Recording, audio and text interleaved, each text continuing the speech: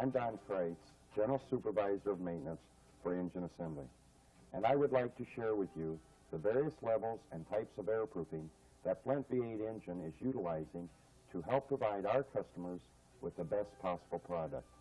We are presently using operator-assisted selection where a computer picks the correct part, validation of operator selection, torque and angle verification of fastening systems, bar coding, part verification by utilizing the physical differences in the parts, and verification of the airproofing systems. This CAM airproofing system is combined with our engine build system. An operator will input the type of engine being built, and when the assembler selects a cam, he breaks a light beam.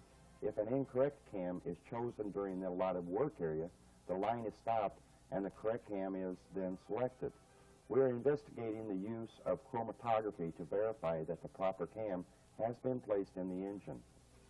We check to see if the hub is fully pressed onto the crankshaft with the correct amount of force using a load cell and switch to monitor the hydraulic pressure at a specific portion of the stroke. A DC electric wrench monitors the torque and angle of the bolt that fastens the oil pump to the engine block. Using this method, we can determine if the bolt was properly run down during a specific area of the assembly line. If either the torque or angle are wrong, the line is automatically stopped. We select the correct head for a particular suffix based upon the reading of a barcode from the manifest, and the computer system generates the correct nomenclature of the head on a marquee. At Station 7 on our G&L dress line, a barcode is read that has been placed on the engine at the first assembly operation. A suffix is then written to a radio frequency tag on the bottom of the pallet. This RF tag is used to interface each station, assisting operators with the proper build information. This data is input from a steel stamp on the engine 2 stations later, and a comparison made by a computer system to assure that the proper information has been input to the RF tag. This is an important process, take a look at some of since these. all our build data and part verification must be perfect. The G&L finished dress line for passenger engines incorporates DC electric wrenches that are tied into each station. If the correct number of rundowns, torques, or angles at a station are incorrect, either the engine is held in that station until the operator verification or it is rejected. All G&L stations have this ability and can detect differences utilizing angle capabilities. Because of the depth variation of our 2 oil pans, a beam switch at the oil pan verification station detects which oil pan is on the engine. A probe detects the correct oil filter adapter, then inputs the difference in depth by comparing the data to a build chart. The computer system checks the configuration of bolts and studs, then makes a comparison. The engine is not allowed to leave until a correct match is made or the engine is rejected. A scanner reads a barcode, makes a comparison with the build chart, ensuring a correct fuel rail has been placed on the engine. These barcodes are placed on the fuel rails by the vendor at their location.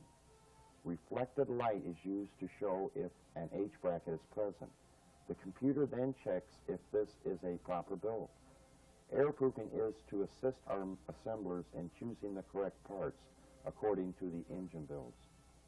A light beam detects when a Y-car distributor has been selected. This is verified with the engine build table. Utilizing the difference in location of the banjo pipe clip, we can determine which pipe goes on which engine. As the flywheel is turned with an electric motor, comparisons are being made via onboard computer system with known parameters of various components that make up the compression cycle of the engine, detecting wrong lash, bad lifters, and other items that deal with the compression portion of the engine cycle. 2 USON leak test systems monitor the decay of air pressure in the oil cavity. The engine is filled with 1 pound per square inch air pressure, and after sealing all the openings of the engine oil cavity, any leak rate in excess of 80 cc's results in a reject. An example of operator-assisted selection of a correct exhaust manifold, the system first looks at the RF tag, checks the build table, and turns on a light, showing the operator the correct manifold. Keying in on the differences in length of the two balancer hubs assures our customers the correct balancer hub on our engine. Utilizing probes to detect configuration changes in the water outlet pipes, a match of water pump with the correct engine verifies the information and the proper installation. Using electronic feedback from a DC electric wrench shows if we have installed a belt tensioner on the correct engine. Detecting an engine with a fan bracket and the correct orientation of the fan hub at this station ensures that damage won't occur to the hub when the automatic wrenches move in to tighten the fasteners. In the electrical signature analysis coil station, we detect cracked spark plugs, those with large gap errors, crossed wiring, and other electrical component defects. Using a limit switch mounted to the side of the line detects the difference in length between the Y-car, BD, and F-car balancers. A light screen indicates when an assembler removes a F-car balancer. If we detected whether or not an engine had a Y-car balancer and the light screen detects an F-car, we assume the third case scenario, and that would be a BD car balancer. Two locations check the water cavity with the aid of a USON leak decay detection system.